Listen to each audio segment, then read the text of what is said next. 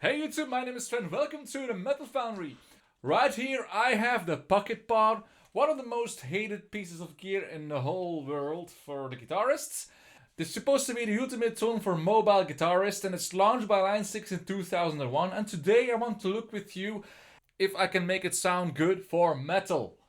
And discover together with you it's still a useful piece of gear or a useless piece of shit.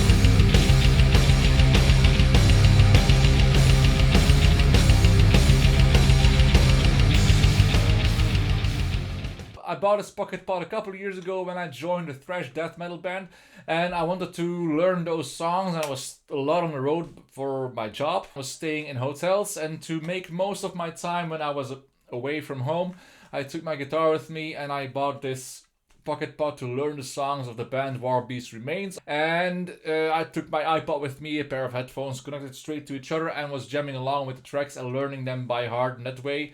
And today I want to check effectively together with you if it's still useful or if it's useless.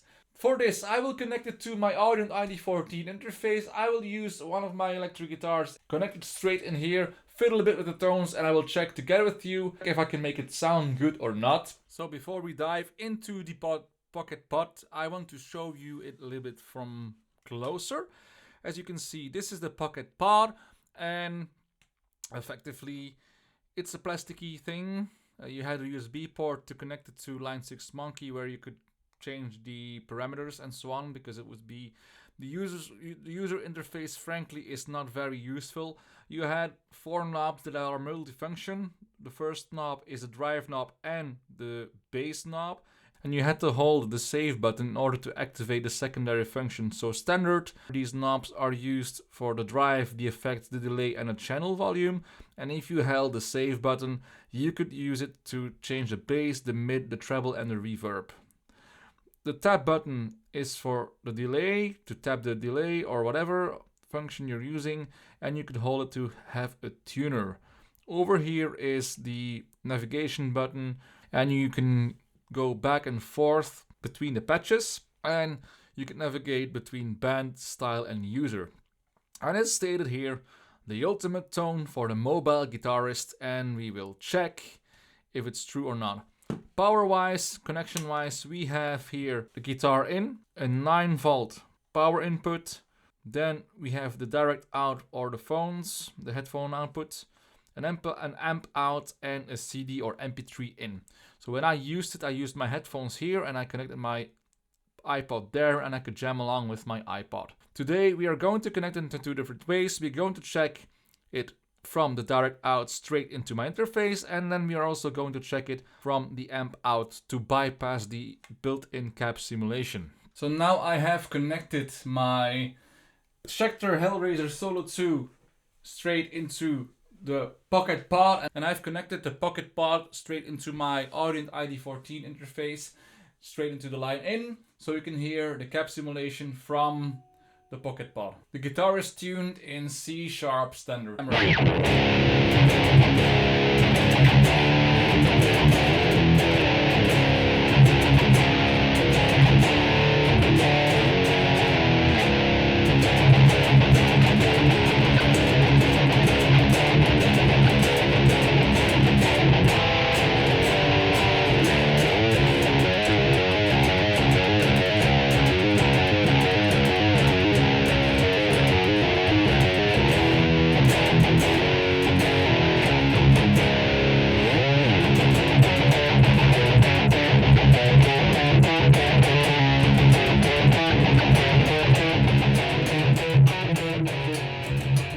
So now I'm going to browse a bit through the menus over here and see if I can change something.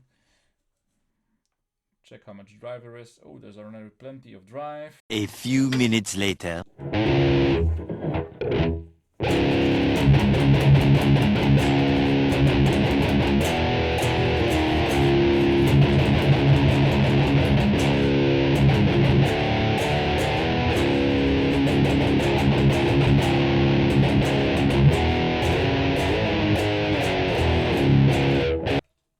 Actually, in a weird way, it doesn't sound that bad. I think it just needs a bit more push. I think the low end is not very tight. It can be cleaned up a little bit, but I have to check how it sounds with a real impulse response. So let's hook it up in that way and see how we go from there. 3 days later. So, as you guys might notice when you see my outfit, today it's Saturday. I've been trying to film this video since Wednesday, I believe, with mixed results. I got frustrated at one point that I didn't really find the sound that I was looking for. And I just said, you know what, tomorrow is a different day and later is also a different day. So I wanted to continue the video on this point where I had a better night's sleep and thought a bit what I could do and figure out in my software how I could make it sound better. So where I left off at this point, I've configured Torpedo Wall of Sound app in such a way that I'm using now the Line 6 pod pocket straight into my Audient ID14 interface. But I've changed the output mode to power amp plus closed cap. Within the Torpedo Wall of Sound, I have selected a power amp simulation that would simulate two 6L6 tubes. And I've selected a closed back 4x12 with vintage 30 speakers, which is a Blackstar Series 1 cap, and a dynamic microphone, which is called the DIN 57 in the front. As a boost, because I figured now, let's see how it sounds in a boost. So now, I selected the precision drive. With the precision drive now disengaged, I will try my sound again. And then I will just run through the sound right now. Normally it will sound already better than the standard built-in cap simulation, but still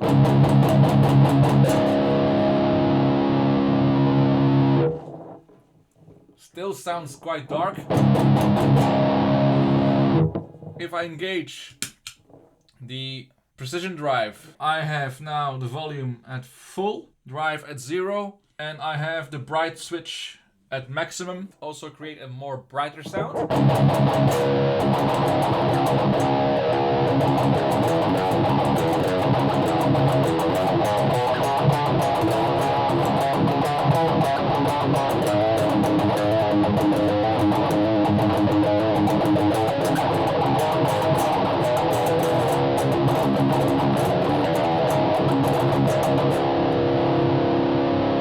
But still doesn't sound satisfactory to me, and then I figured out I might just change the amp model that's inside this little piece of, I would not call it by that name, but you know what I mean, right? So now, into the very intuitive user interface, I switch to a different tread plate model, as you can see on screen. And then just to check, I will hold the save button for alternate features and make sure the reverb is at 0. Treble is quite high. Mid, somewhere in between. And then the bass, oh wow, I just love this interface. The bass still at almost middle. I will check how it sounds now. So disengage the precision drive first. Still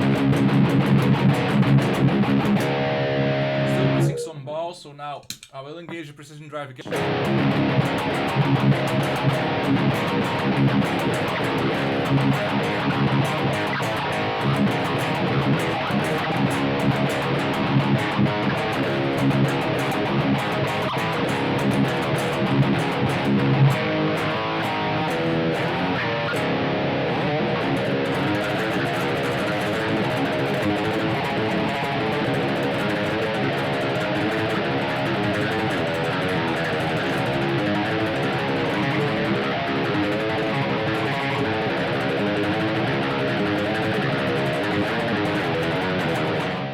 Just leave it there. It sounds already better than the initial sound of that's coming out of the pod, but you would need a lot of work and a lot of time to be able to figure it out how it works and to be able to make it sound in a correct way that's better than the standard sounds coming out of the pocket pod.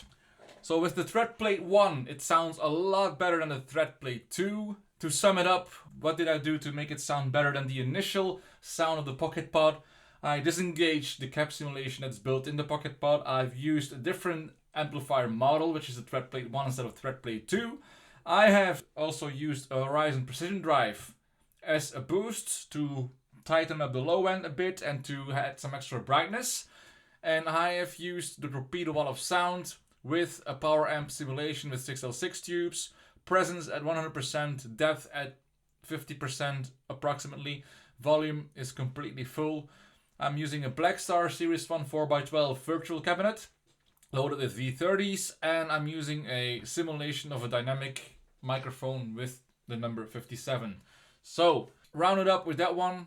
It's been quite a challenge to make this video. So let me know in the comment section what you think of it. Let me know in the comment section whether you think this sound is acceptable or not. In my ears, it's better than it already was, but it still is not a stellar sound, at least not compared to the real deal. Is this a useful product? But there are a lot of better options right now. For example, Boss is making a Pocket GT product.